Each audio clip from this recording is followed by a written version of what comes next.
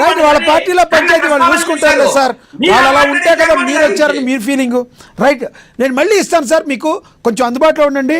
మనతోటి రాధమ్మ గారు ఉన్నారు, జనసేన నేత, ఆవిడతో మాట్లాడదాం. రాధమ్మ గారు నమస్తే అండి. నమస్తే అండి. రాధమ్మ గారు, ముందుగా జోగి రమేష్ గారి గురించి మాట్లాడాలనుకుంటున్నాను. ఆయన నోటికి ఎంత వస్తే అంత మాట్లాడారు. వారి వీడియోలు అవి చూస్తే ఇలాంటి సంస్కారం లేని మనుషులందరినీ మనం నాయకుల కింద ఎన్నుకుంటున్నాము, తెలుగు ప్రజలంతా బాధపడాల్సిన మాటలన్నీ, వినకూడని మాటలన్నీ ఆయన నోట్లోంచి వచ్చినాయి.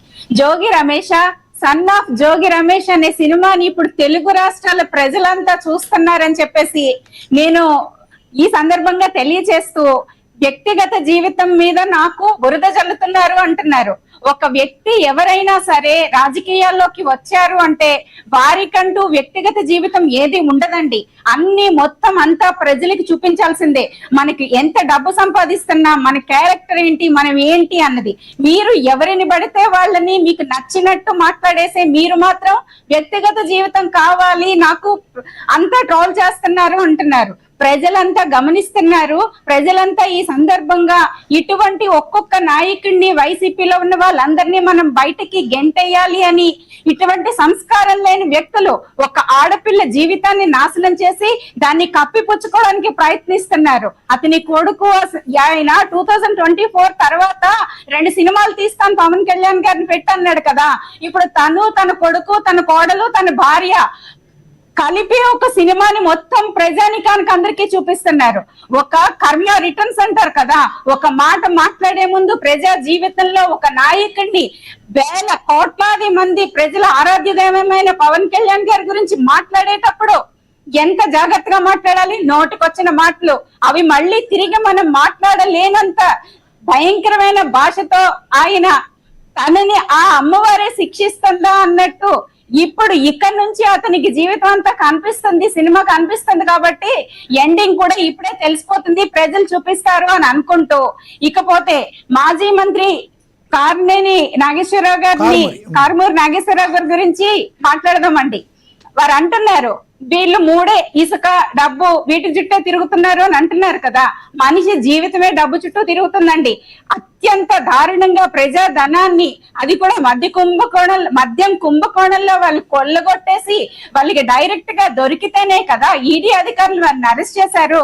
వారికి 14 ఏళ్ళు కాదండి, 14 రోజులు కాదండి, 14 ఏళ్ల శిక్ష వాళ్ళు వెనక్కి రాకుండా పడాలని చెప్పేసి నేను కోరుకుంటున్నానండి. ఇకపోతే వారు మాట్లాడితే వారికి ఏం దొరక్క తప్పు ఎలా కప్పిపుచ్చుకోవాలన్న ఉద్దేశంతో బీసీ నేత అంటున్నారు. నేను కూడా ఒక బీసీ మహిళనే. బీసీ కులాన్ని ఎందుకు తీసుకొస్తున్నారండి? అసలు తప్పు చేసిన మనిషిని శిక్షించాలి అనే దిశగాది మేము ఏ పార్టీలో ఉన్నా తప్పైనా ఒప్పైనా ఒప్పుకుంటాము అంటూనే తప్పుని సమర్థించడానికి కులాన్ని బయటికి తీసుకొస్తున్నారు. మనం కుల రహితమైన రాజకీయాలు తీసుకొద్దామని మా అధినేత పవన్ కళ్యాణ్ గారు అసలు సిద్ధాంతమే అది. అటువంటి వ్యక్తిని విమర్శిస్తూ కులాన్ని అడ్డు పెట్టుకుని మాట్లాడాలనుకుని మొత్తం తప్పని కప్పిపుచ్చుకుంటున్నారు. సో ఈ ఇష్యూస్ అన్ని ప్రజలంతా గమనిస్తున్నారు. కొంచెం జాగ్రత్తగా ఒక్కొక్క నాయకుడిని, ఇలాంటి వాళ్ళందరినీ ఏరేసి కూటమి ప్రభుత్వానికే మళ్ళీ సంస్థాగత ఎన్నికల్లో కూడా ప్రజలు విజయం చూపిస్తారని చెప్పేసి నేను గట్టిగా నమ్ముతున్నానండి. అయితే రాధమ్మ గారు, ఏ విషయంలో అయినా క్లారిటీగా ఉంటారు మీరు, కానీ ఇప్పుడున్న సంస్థాగత ఎన్నికల్లో అసలు మీ పార్టీకి సరైన సీట్లు సాధిస్తారని అడిగే వాళ్ళకి ఏం సమాధానం చెప్తారు మీరు? కూటమిలో ఉండగా, అంటే డిబేట్కి సంబంధం లేకపోయినా మీ క్వశ్చన్ అడగాల్సి వచ్చింది మిమ్మల్ని. సంస్థాగత ఎన్నికల్లో లాస్ట్ టైం కూడా పవన్ కళ్యాణ్ గారు జన సైనికులు ఎక్కడికక్కడ ఏ సపోర్టు లేకుండా, డబ్బు ఖర్చు పెట్టకుండా చక్కగా విజయం సాధించారండి.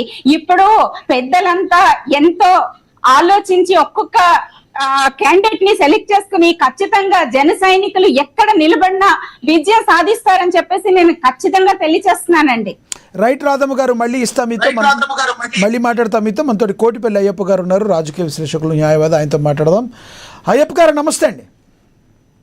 నమస్తే అండి. అయ్యప్ప గారు ప్రధానంగా ముందు జోగి రమేష్ గారు ఎవరైతే ఉన్నారో తీవ్ర ఆవేదన చెందుతున్నారు.